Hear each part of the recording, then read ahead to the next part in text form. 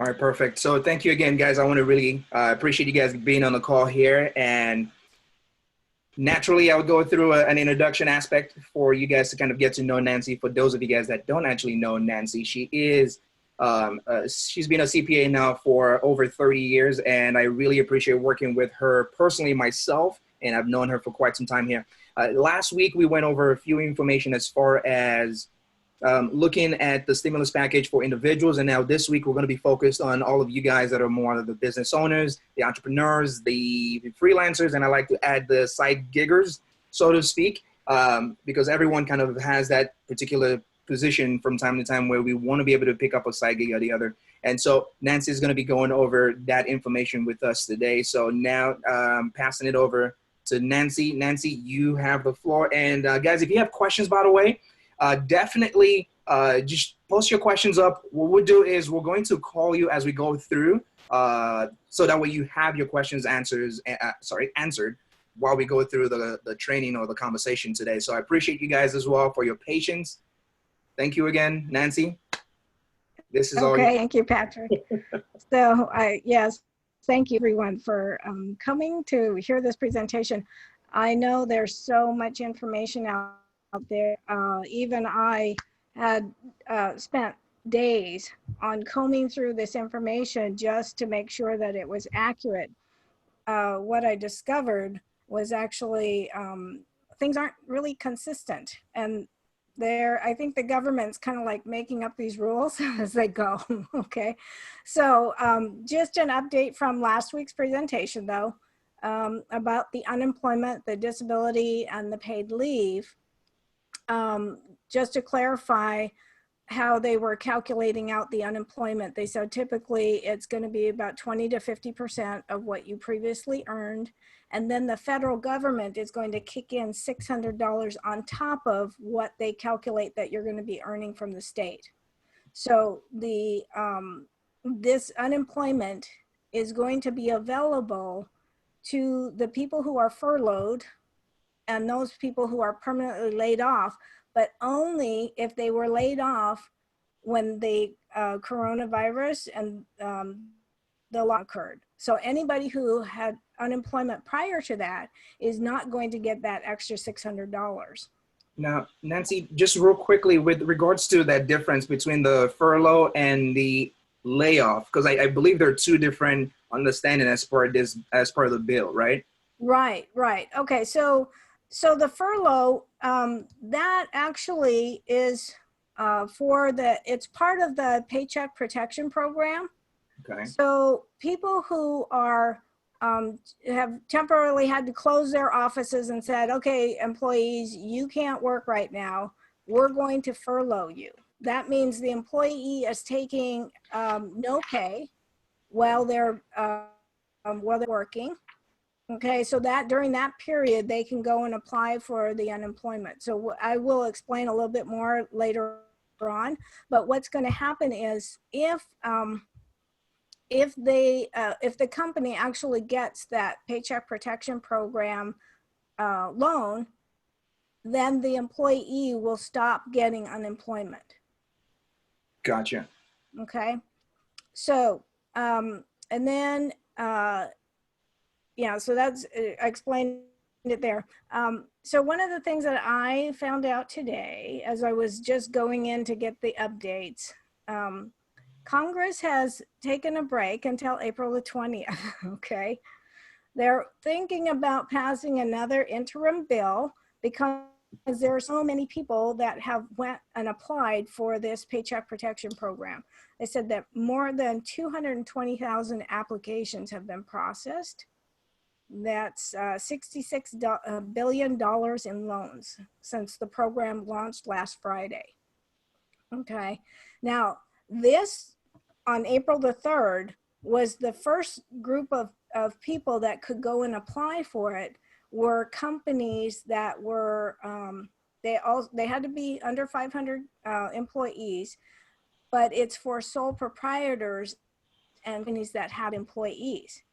The people who are independent contractors or the gig economists and so on, they don't get to apply until April the 10th. Oh, okay.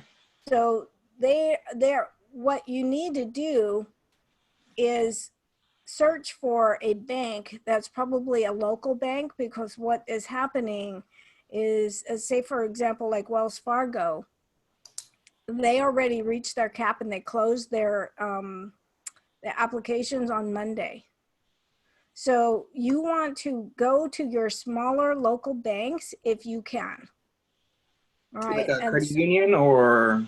there are some credit unions. I'm going to provide you with a list of the top 100 most active SBA lenders. Okay.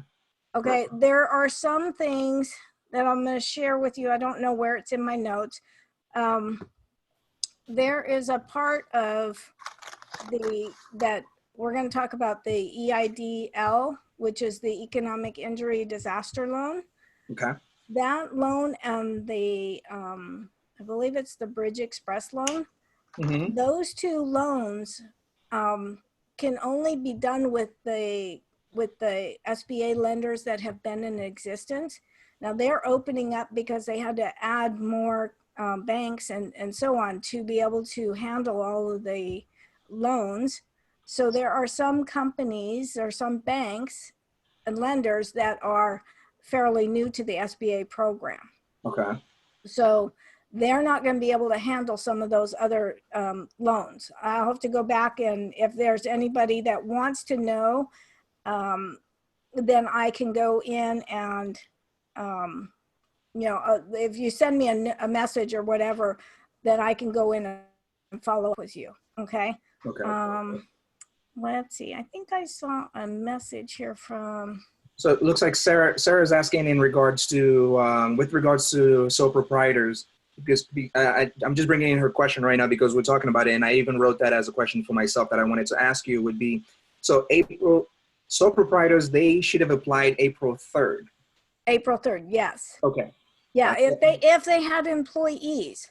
Okay. If they didn't have it, okay, so, and that's one of the things that it kind of bothered me, because to me, a sole proprietor is a 1040 Schedule C, not necessarily having employees. They're considering, like independent contractors would be a 1040 Schedule C with no employees. Right.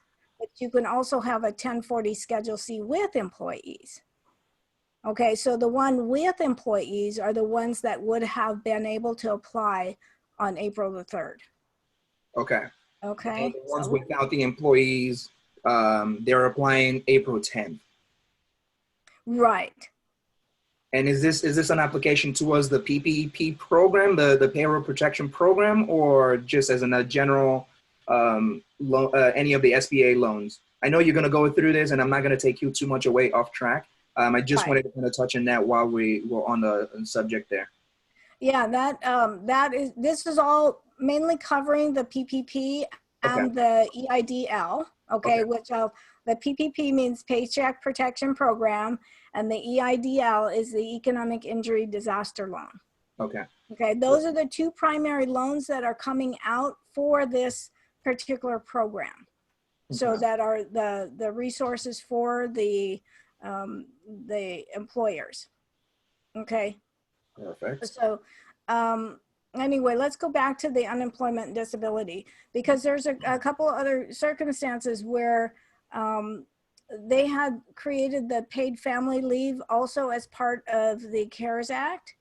So that paid family leave is if you have to take off because you have to take care of your child, or you're caring for somebody that got the coronavirus, then you're going to qualify under the paid family leave, which the employer has to kick in and pay you, but then they're going to get payroll tax credits for this. So, and then the same with like disability, if you got quarantined yourself, and then you're going to apply for disability, not necessarily the unemployment. Gotcha. Okay.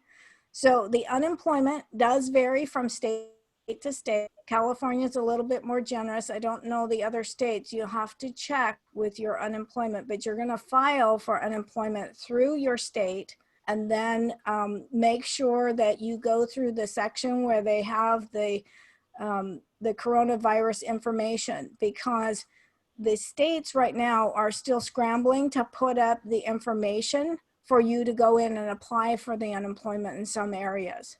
You know, there's a special section because they have to know who's going to qualify for that extra $600. Gotcha. Gotcha. Okay. Okay.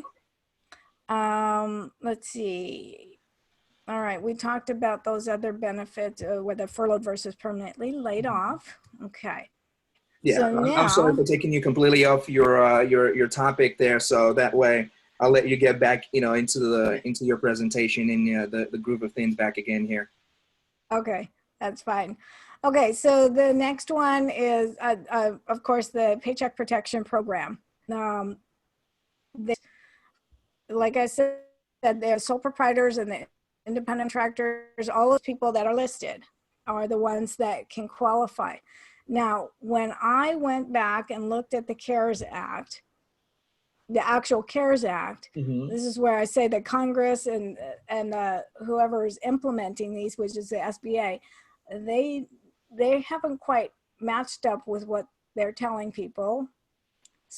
So the CARES Act, to me, when I read it, it said you had to be in business as of March 1st, but the SBA is saying as of February 15th.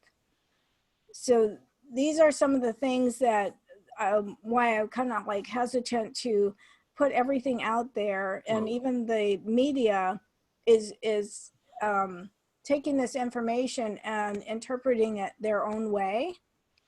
The same thing as the SBA, but you know, we are as CPAs, I'm continually connecting to my CPE provider to make sure that we are up to date with the information so that we know how to apply this information to help our clients.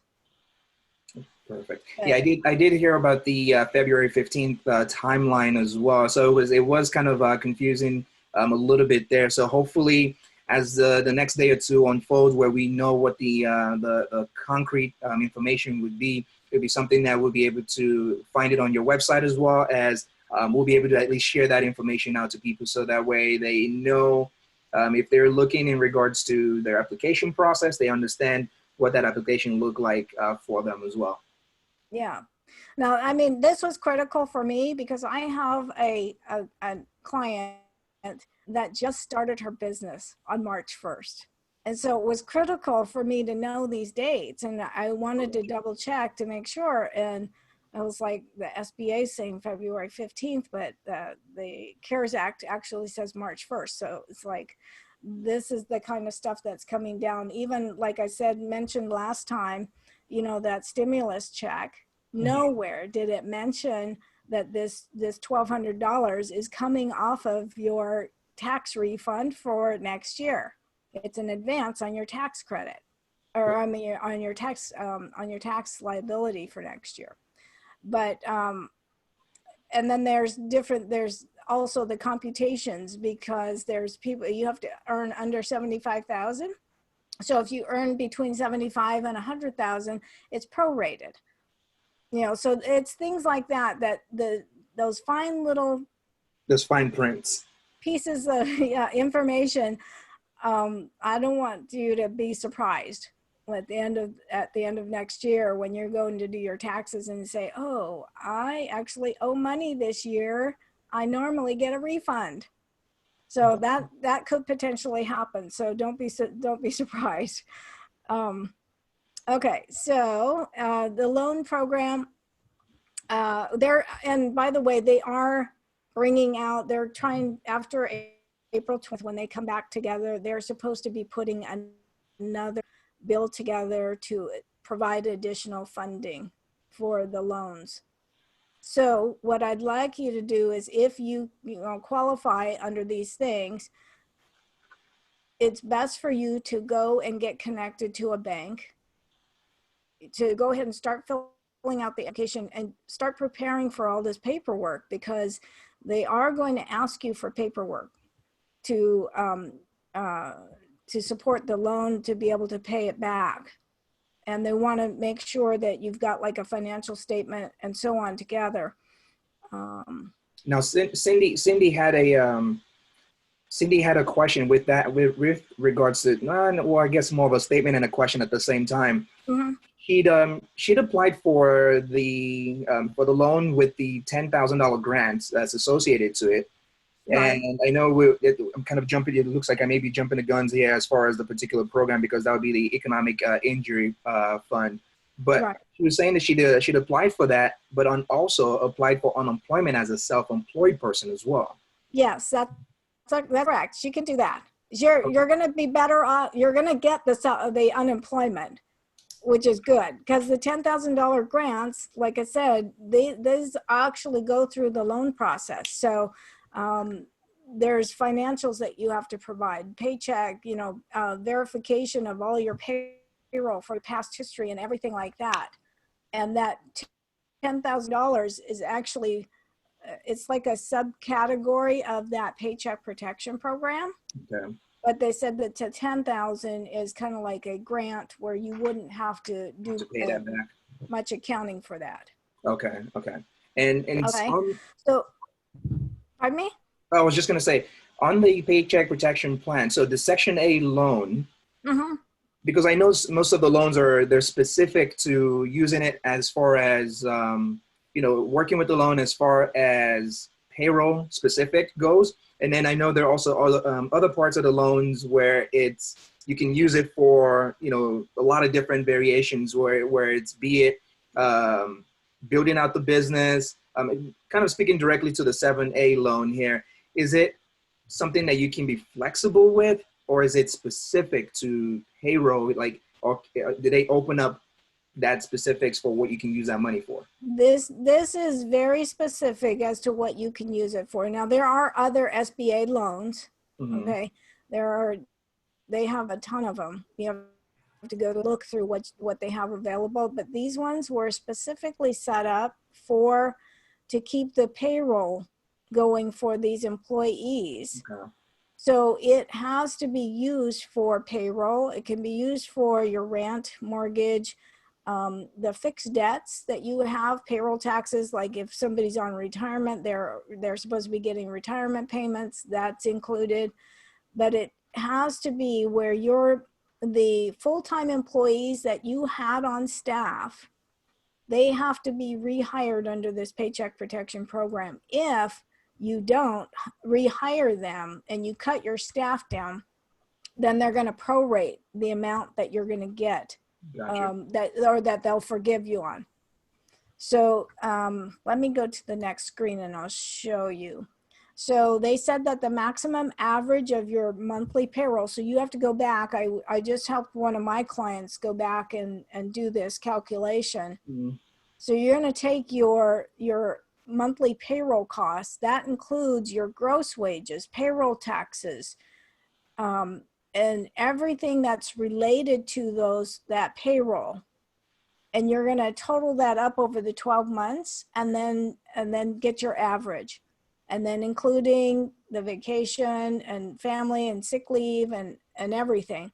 Then you're going to add up your mortgage payments or your rent, utilities, and other fixed debt obligations. So say, for example, if you had another SBA loan going on at that time, you're going to include all that debt, the monthly payments on that as well.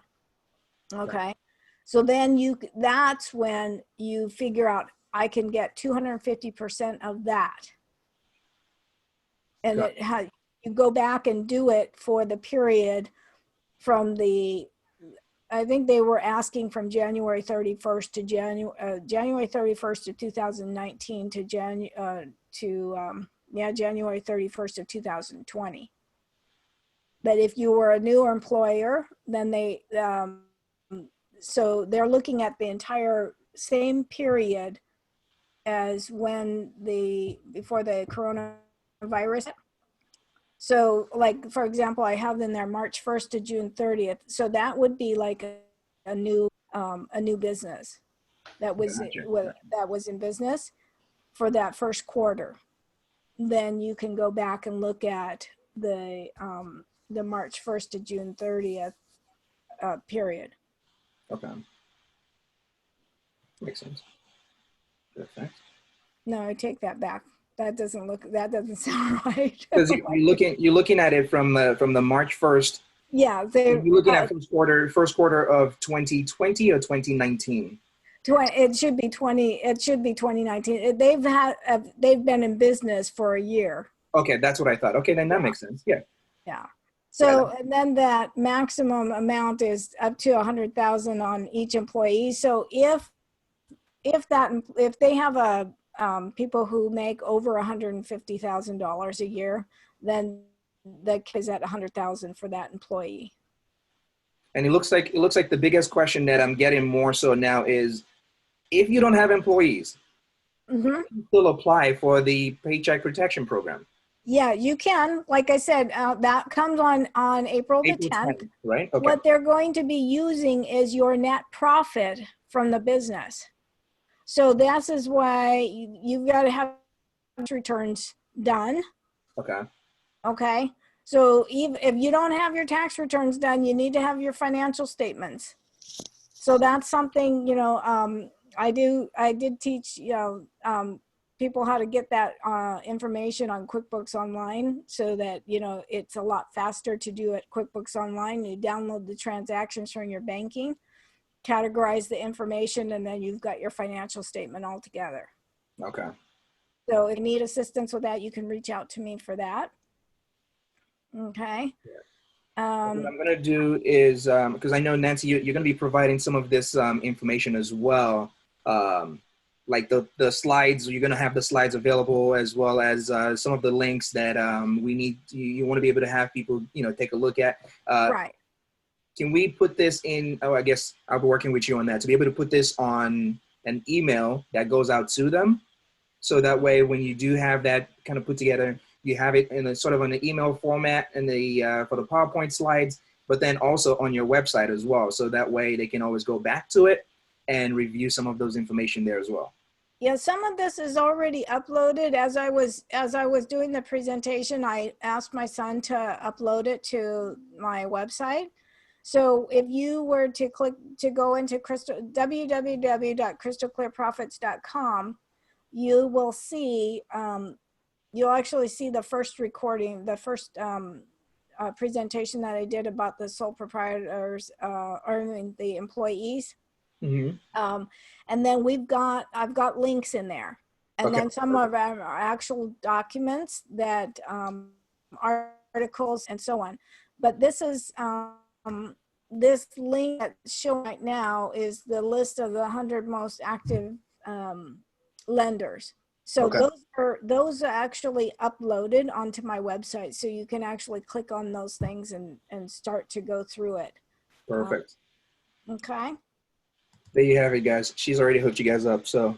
I'm trying to get ahead of it.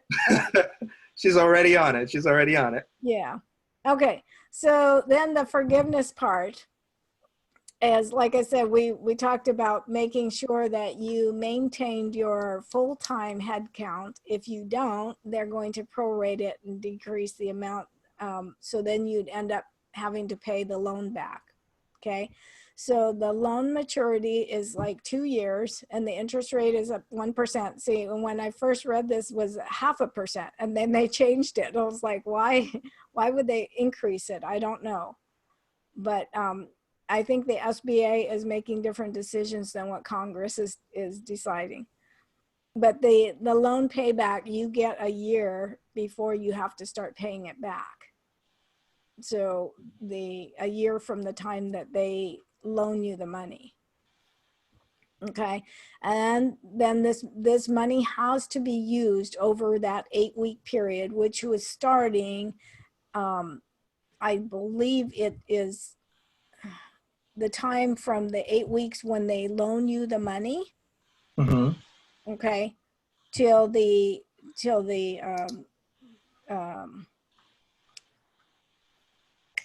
let me think about that. Because the 8 week, well, maybe I don't know what their interpretation is, but it's supposed to be the 8 week period. I think it was originally designed for the 8 weeks that we were going to be on lockdown, but I don't know for certain. It just says an 8 week period. Okay. So I put a note on that so that way we can kind of circle back on the 8 weeks information there as well. So that way we can have that information for them. Yeah. And then the duplication of the EIDL, which is the Economic Injury Disaster Loan, and the Paycheck Protection Program. So they said you can actually qualify for both of these, okay? But you cannot use the same payroll calculation of the employees for both of the programs. So if you use the Paycheck Protection Program, that for the 8 weeks, maybe you can use the disaster loan, you know, prior to the 8-week period of when you want to use that, when you want to calculate the start of that 8 weeks. So you just can't double dip onto the employees, saying like if they were off, say from April 1st to April to May, let's see, April, May to the end of May, then the other program would have to either start from May 1st on, or it would have to be before the program started. Gotcha. Before, like, so for the month of March or something. Makes Hopefully I'm making that clear to you guys. it makes sense in that regards. Okay, so that economic injury disaster loan, and just keep in mind, I know that there was a lot of people that said, oh, I'm going to go and apply for these loans and I should be able to get this $10,000. And I want you to keep in mind that these were designed for people who were negatively impacted from this, from the shutdown, okay? Meaning like a restaurant totally shut down. Anybody who is serving in the public, like, you know, movie theaters, or if you do events for, you know, as far as those things, that means you've been negatively impacted. If you just had a drop in income of about $5,000 or whatever, that's probably not going to cut it. They want to know that you've been severely impacted and that you have no way to pay for your employees, that you're not going to be able to get them back. They might go find another job someplace else. So this is, it's designed to keep the people who you previously employed to come back and work for you. Okay. Gotcha. Then like I said, on that economic injury disaster loan, you can get the advance up to the $10,000, and that's the portion where they said they would forgive you. You wouldn't have to really keep the employees if they didn't, because you can use that $10,000 to help pay for other operating costs. Like that, this would be the ones for the independent contractors or the sole proprietors who have no employees. This $10,000 would help you continue so that you're getting paid because you went out and did the work. And if you are not able to get clients right now, then that's $10,000 would go towards that to help you stay afloat. Afloat, yeah. Oh, Okay. I didn't know this was the area that. That's good to know that this is an area that like the self-employed folks can actually, you know, kind of work with.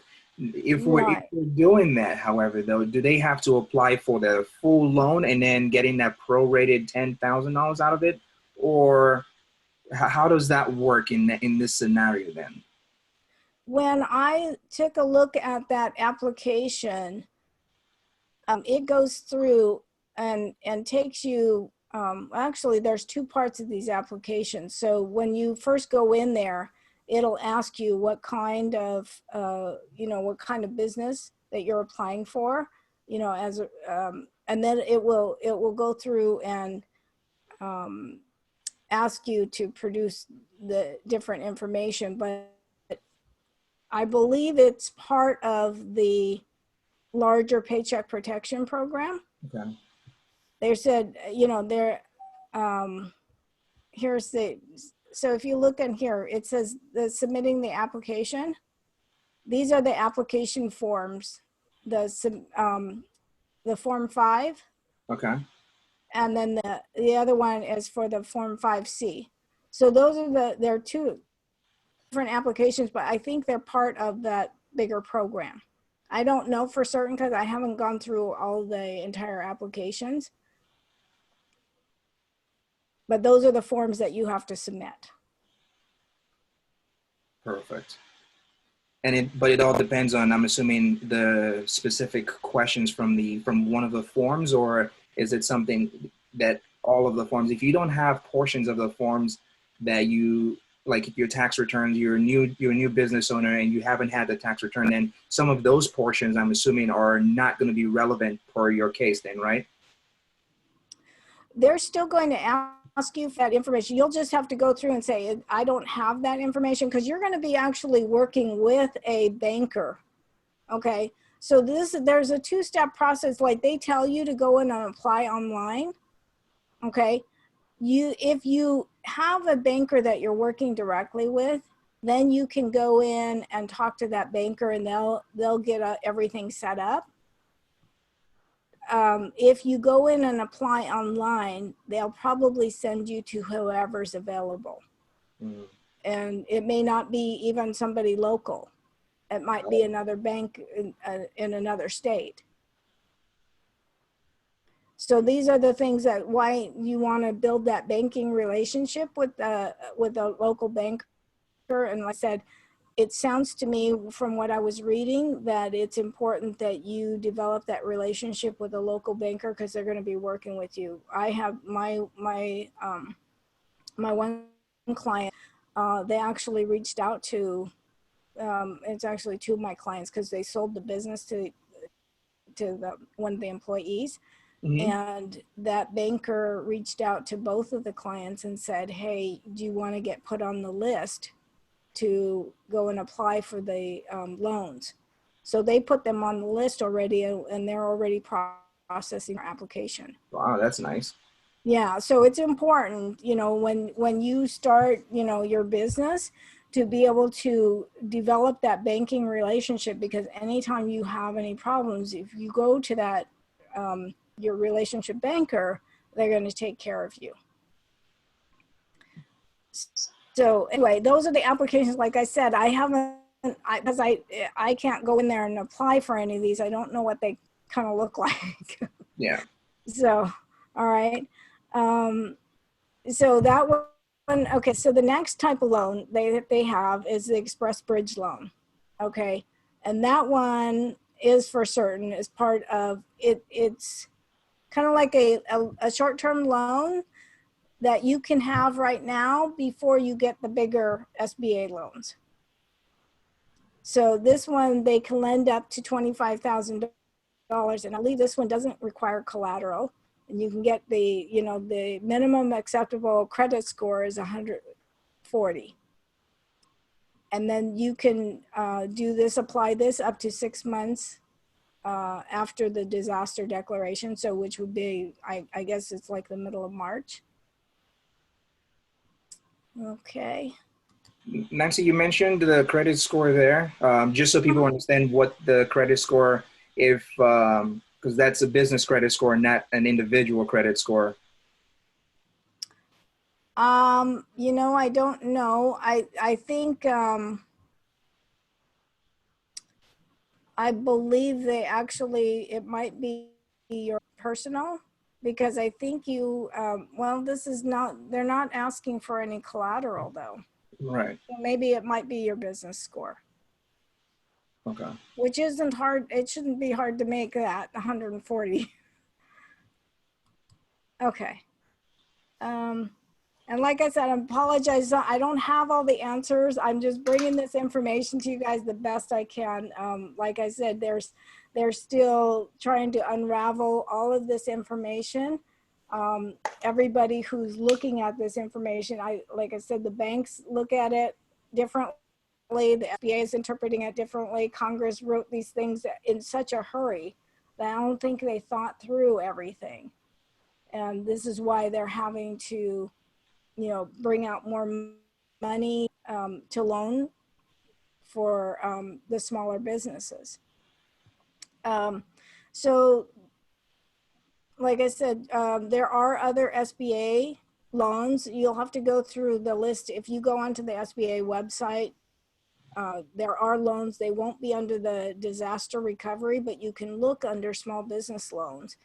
So if you don't qualify or you're not able to get some of the disaster monies, at least if you want to continue the business that you're in, then you want to check out the other SBA loans.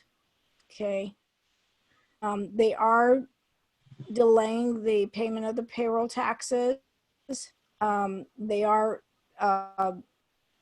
offering the net operating loss carrybacks last year, and they when they did the new tax law changes, they took away the net operating loss carrybacks, and they actually put them back in for this particular reason, to allow people to go back if they've paid taxes and they had losses in the current year or 2019, you can go back and carry those back so that you can get your tax refunds. And then the employee retention payroll tax credits, that is for those people on the paid family leave and so on, that you'll be able to take advantage of. Okay. So these next two resources are this one is the step-by-step guide for the EIDL, which is, it'll take you through it. It was the actual page-by-page instructions on what you needed to complete and everything for that particular loan. And then this other one is for the Paycheck Protection Program. Okay. And both of them will be on your site as well, right? Yes. There, so like when you go into the website, it's under the resources tab, and then it'll say the COVID-19. So Okay. everything is under the COVID-19. You'll see lots of other information in there as well. Okay. All right. So there's other small business grants. I wanted to just allow to give you this information so that you know that there are other ways that you can get relief. So the GoFundMe has partnered with Yelp and Intuit and GoDaddy and Bill.com. So they said if you go into GoFundMe, start a campaign, you can, if you raise at least $500 in donations, the company will match the grant. Now, it didn't say if you raise $10,000 if they would match $10,000. But at least it's something if you want to go ahead and apply for that grant. And then the Amazon is also doing a small neighborhood relief fund. So there's a link there. And then the Facebook is also doing a grant. Yeah, So like this. that's to help you pay for like Facebook ads and stuff like that. So if you normally do your business with Facebook. Okay. And then let's see. These are the state resources. Let's see. What did Sarah say? She put in a note. Oh no, she just wrote there's a GoFundMe. I read the GoFundMe matches $500 was what she was saying. Okay. Yeah. All right. So I believe most of you know that they did extend the income taxes to July 15th. So the state has automatically extended those as well. Normally, if you're an LLC or a corporation, they did extend the payment of that franchise tax, the $800 franchise tax that normally you would have to pay in April, has been extended to July 15th. Okay. And then there are dates, there's the dates from the Franchise Tax Board. There's a link to that as well. So you can go see what's on extension, what's not. Some of the things that are not on extension are your property taxes. So those are due April the 10th. So if you haven't paid those yet, you need to go in and pay them. If you pay them late, you can apply for a penalty waiver. Okay. Sales tax has been extended. and they're going to allow you to pay the sales tax over a 12-month period. So the sales tax that was collected from January through March. Okay, and then like I said, the state EDD, which is our California Employer Development Department, is still working on the website. And I know one of my clients who's in Colorado said that they were still working on their website to get the information in for the unemployment. So just keep checking your state resources for the unemployment, and then go in and apply for it as soon as you can. Okay. Yes, so Hannah asked if I would be sharing those slides. Yes, they will be up on the website. I will, as soon as I'm done with this, I'll upload those. Actually, no, the slides, they're, We're aiming those, right, aren't we? They're already up there. Okay. But the recording will be up there probably tomorrow or the following day. Okay, so just based upon that, and you know, as I was reading through all the information and seeing how many people had applied for this, you know, the relief funds, knowing that there's not going to be enough for everybody, I want you guys to think about how you can pivot your business or do something different, right? So I have another mentor that I have been working with also, and he was suggesting that if you have social gatherings as part of your business model, to offer the discounts now, so, and then just deliver the services once you have the physical distance lifted, okay? Or if you're moving your business online, remote working with the clients on Zoom, it's time to learn some new skills. Now, I did, for those of you who are working online and not familiar with it, there are a lot of cybersecurity rules that you might want to go in and check. I did put those resources up on the website as well, because there's a lot of things that are happening. I think you guys heard about the problem that Zoom had with hackers coming into Zoom calls. And so there are firewalls that you have to set up and password protections and things like that. And especially if you're housing any financial information on clients, you have to have that extra layer of protection. So I do have that information up on the website as well. Okay. He also, my mentor also said, what is happening in this right now is that we were in a macroeconomics society. And he said, what we're going to have to start doing is creating micro communities where we actually find people who we can do business with in a smaller group and exchange services and create our own currency. So these are things that are coming up in the future, because he also shared with me about AI and how AI is going to be taking over a lot of things that we're normally doing as humans. AI is going to be taking over. So it might be an opportunity for you to start thinking about the future and how your business is going to be done. It may not be face-to-face, or maybe certain things are going to be taking over part of your business. And so you're going to need to look at, how can I pivot that? Mm-hmm. Okay.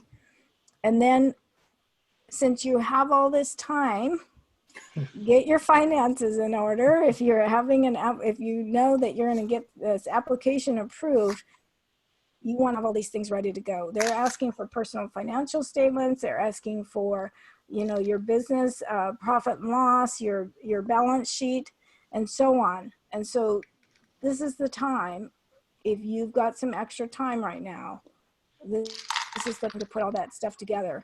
And it doesn't hurt, even if you're not going to get your financing with the disaster relief, you might need it for a regular SBA loan because they will ask you for that information. Okay. And then this was just a little like, kind of like just checking in to see where you're at and, you know, what you're doing as far as, you know, being part of the COVID-19 instead of staying in fear, like get yourself moving in that direction of action zone. Okay. And planning for long term. So these are the things I want you to think about because like I said, not everybody's going to get these grants and the loans. So I want you to think about, now's the time, like, do I want to stay in this business that I'm in? Or do I want to look at learning something new? There's a lot of things that are online that are for free now for the time being. Right. And then, or get in flow with someone else whose business is on the rise. Like there's lots of companies that are hiring right now. So it may be not something you're ideal, you know, like it's a way for you to at least sustain yourself and then look at what's the next step for you. Okay. And then you can do freelance work. Some side gigs. Or you can look at, my mentor said, find a way to deliver your services online. If you're not online, you need to be online somehow. Okay.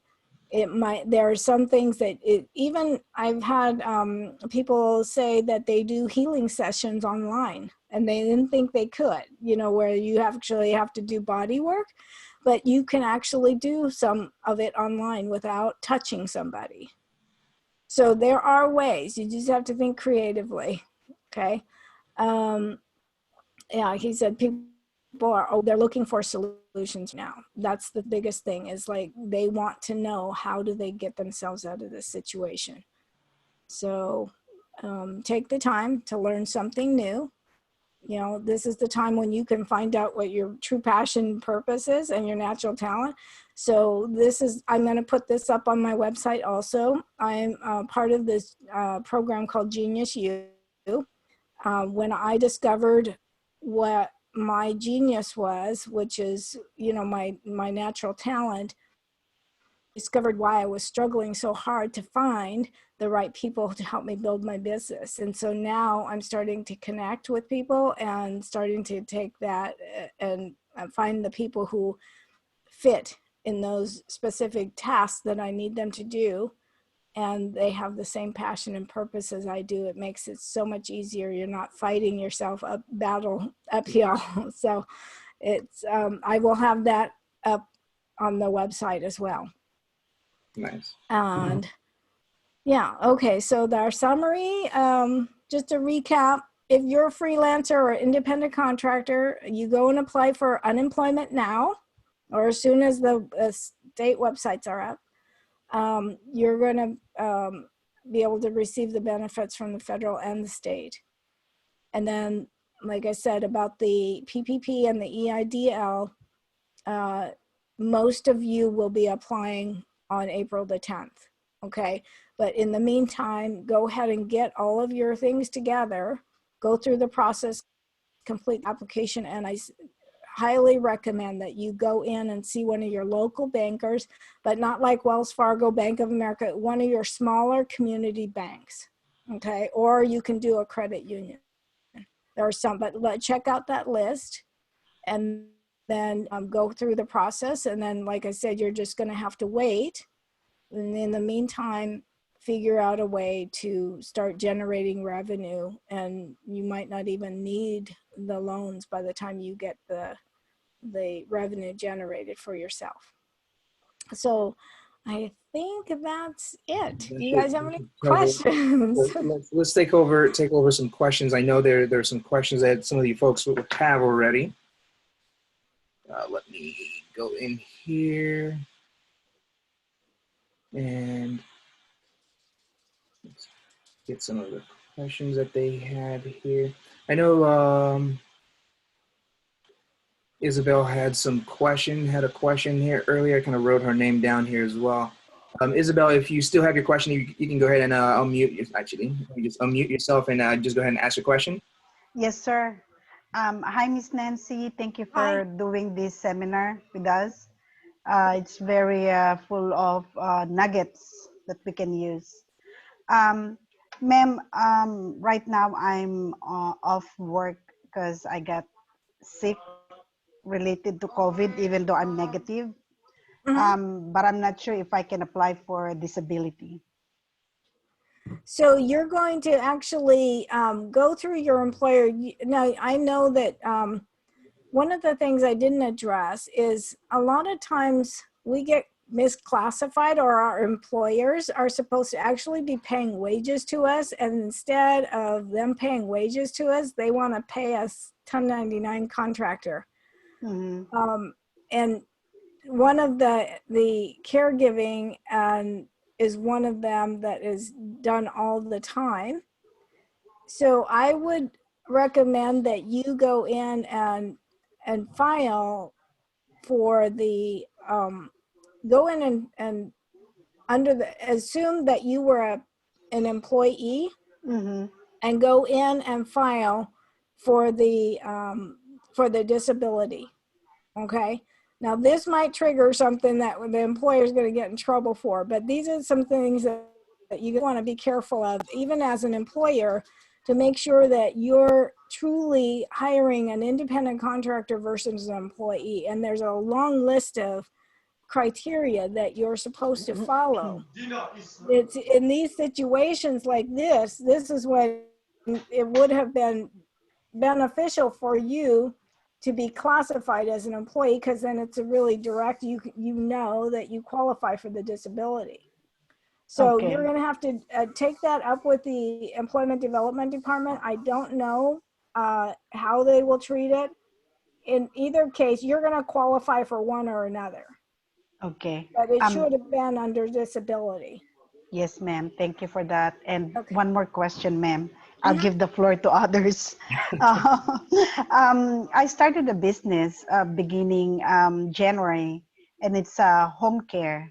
Um, Right, it's your the background is you're providing care. You're like caregiving staffing agency. right.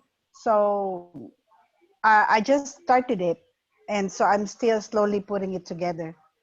Um, no employees yet. So is that mean I'm not qualified to any SBA at all?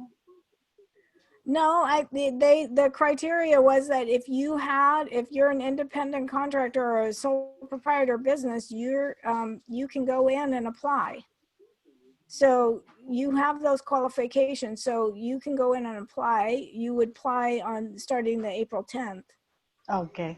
Unless are you incorporated or anything like that? Yes, they put me as a corporation. Oh, okay. So then you should be able to go and apply now. Oh, okay. Okay. Thank Yeah. you. Okay. Thank you so much for that. You're welcome. Thank you, thank you. Now I had a Thank you. question. This was more of an anonymous question that came up, and the question is relating to the lady's husband. He used to be an Uber driver, and well, because of the scenario now, well, Uber drivers can't really go out and work anymore. Uh, Right. besides doing Uber Eats, of course. So I've already spoken to them of kind of looking in that direction as well. But as an Uber driver, taking on that heavy loss of income in that sense, what do they qualify for, or what can they apply for? They can go and apply for that, the PPP, okay? Because he's one of those that is under what they call the gig economy. Mm-hmm. So that PPP though, because he's an Uber driver, is probably the April 10th dates. Okay. Okay. Perfect. And I had a secondary question, also another anonymous question here. And guys, if you have some anonymous questions, I know we still have Nancy here. We still have this call here going on for another couple of minutes. Feel free, fire away. I've got about a open spot to take maybe another 2 questions here. The anonymous question would be with regards to someone that already owns they own a rental. Right. And with owning a rental, of course, you have employees that are cleaning, landscaping, and things like that. And without having, having to, I guess, furlough or lay off, have those folks laid off. How does that work out in this case? Does the employer file for something what does the employer in this case file for to be able to help the employees? So they would, because they're 1099 contractors, they're kind of like treated as employees. So you would go in and file for the PPP. Okay. Or you could do the EIDL. They would qualify for both.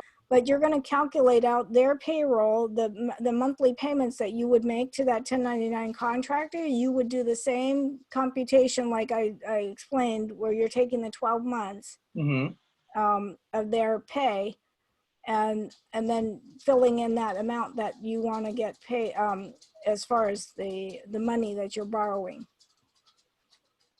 But they can only do one or the other, not both. On the EIDL and the PPP, no, they can do both. Okay. Okay. If they're doing the like I said, they just can't calculate the computation and use.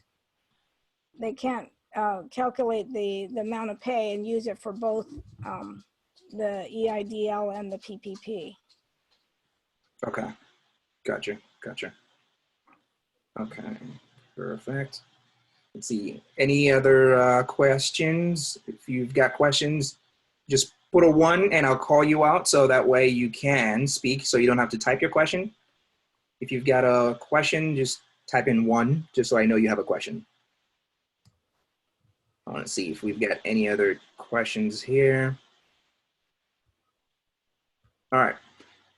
So I don't see any additional questions. What I wanted to kind of just kind of touch bases here as well would be with regards to this. Thank you again very much, Nancy. I really appreciate you taking the time and going over this information, for, let's see, what requirements are needed. Okay, so I see a question here. As far as the private question, I'm not sure what the question is regards to. It says what requirements are needed for, it's an anonymous question, so that's what I'm trying to figure out what their question is here, Nancy. Sorry about that. Okay, that's fine. So with regards to this, I do definitely want to say thank you, by the way, for taking the time and actually going over some of this information with us. Next week, we're going to be putting these trainings on a weekly basis, and next week kind of going with regards to the same information that you talked about, getting your personal finances on track. We're going to be holding a quick class next week that really kind of breaks down, and I'll be using myself as an example in this particular scenario here, because before building a company, I used to struggle financially as far as my personal finance, and I didn't realize how much my personal finance affected me trying to go into building a business as well. And then learning that process and being able to put together my personal finances together, then starting into a financial services company and kind of building out that end there. We'll be having a class next week. It would really go over key areas. One would be for you guys, looking at getting your credit score proper, because besides applying for your loans, there is a wave that's coming up right after this lockdown is over, right when we're done with this entire scenario. There is going to be a growth that happens right after that timeline. The question is, like Nancy has already brought that up, is being able to position yourself that you're ready for it. And so part of what we'll go over in that class next week is really covering in myself, using myself as an example, how I raised my credit score over 200 points. A lot of people think getting over to a 700 is, in the high 700s into 800s is a difficult task. It really isn't very difficult if you understand the process. And I'll be showing you guys that process using my own personal example. But also, as far as if you have personal debts as well, being able to understand your debt in itself, your debt classes and the different classification of your debt. I'll go over my personal case, how I eliminated over $30,000 worth of debt in less than 30 days without having to burn through a lot of cash and waste a lot of time I will be going over that information as well with you guys. And also, going in regards to savings, we're talking about finance and being able to, get advantage of, take advantage of the opportunities that's going to be available from the stimulus package. We'll be going over that, but more so from the perspective of how to build that cash flow, how to generate income as well online. Because today, there are a lot of different ways for you to generate income, be it that you're working online or you're working physically in person. But we'll kind of tap a little bit with regards to some of the actionable steps, just in a highlight of what things that you can also do, and answer questions in that regard to be able to see how can we help you guys push your finances a little bit more forward would be what we'll be looking in regards to doing. So that will be some things that we're going to be covering next week. For now, Nancy is going to be putting all of the information we covered today. This is all going to be on the website. But definitely, if you are going to be, when she sends she's going to send an email. So keep a lookout on your email as well. Nancy's going to send out an email with regards to some more information that may not be on the website as we get some updates. She's going to be sending those updates out to you guys. So keep an eye on your email over the next few days here. She will be sending some email out. If you are not familiar with the Facebook group, you can go on Facebook as well to just join a daily conversation. You can go on Facebook. The group is called Going Virtual. That's the label of the group, Going Virtual, from idea to profitability. So go in there, ask your questions. We want to be able to, make sure that we're able to help you as a business owner, entrepreneur. You starting, as a freelancer, whatever the case may be. We want to see how best we can help you. So, besides that, let's see here. Any closing statements from yourself, Nancy? If you have any questions or need to get a hold of me, you can email me at nancy@crystalclearprofits.com. I'll try to do my best to answer questions for you. If you need assistance in putting together the loan applications or, getting your books in order, reach out to me and I can help you, do that. Yeah, and like I said, I want just to empower you guys to just not sit and wait for the financial assistance to come. If it doesn't come, you're going to be in a position to be able to get the resources that you need by, creating a different kind of business. And the Genius U stuff that I wrote on there is an eye-opener. It was an eye-opener for me. And there's certainly money to be that's circulating. So it's just a matter of you getting in to play that game and get some of that cash. Okay. I think that's it. Perfect. All right, perfect. So other than that, you guys have a great rest of your night tonight. And if you've got questions, you know how to get a hold of both of us now. So looking forward to seeing you guys on the next class. That will be next Wednesday, 6 p.m. as well. You guys have a great night. Okay. Good night. Thank you.